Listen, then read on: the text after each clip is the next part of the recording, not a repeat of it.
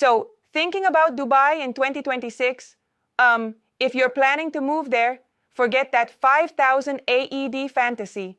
It's more realistic to expect a salary somewhere between 9,000 and 12,000 AED for a single person living alone in a decent area, you know? Yep, that's eye-opening. I mean, a studio in JLT or Business Bay isn't going to come cheap. What factors are adding up exactly? Well, it's the housing, utilities, and transport all bundled together. These numbers really reflect not just the rent, but the ongoing costs of everyday life in a bustling city. Yeah, Plus, you don't want any surprises after you move. right. And for couples, the stakes go a bit higher, don't they? Exactly. For couples, you need a combined income of between 14,000 and 18,000 AED to really live comfortably. Imagine having a one-bedroom apartment in Dubai Marina or a nicer one BHK in JVC and still being able to eat out on Yep, weekends and save a little for a rainy day. It's all about striking that balance. that makes perfect sense. And what about families? I recall that the expectations can change dramatically. Oh, definitely.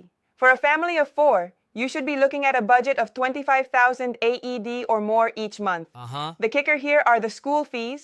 It averages around 4,500 AED per child monthly. So, if you have two kids, that's a major expense. Wow, that's a significant portion of the budget, especially if you're not prepared for it right away. Absolutely.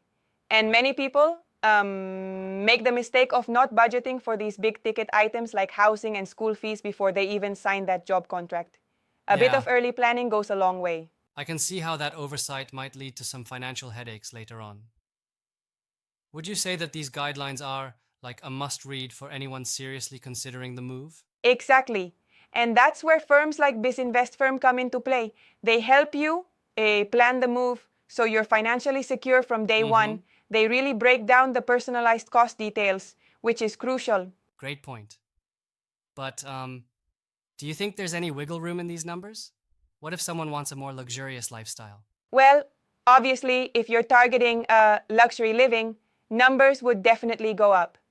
But these estimates are built around a decent, cost-effective lifestyle.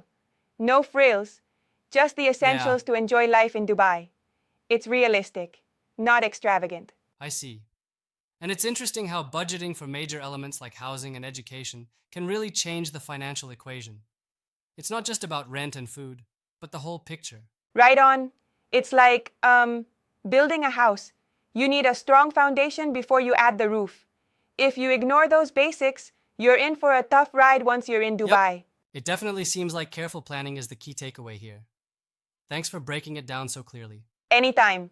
Just remember, if you're eyeing Dubai in 2026, get those numbers sorted and maybe DM Cost to get your personalized breakdown from BizInvest Right. Firm. Stay smart and prepared.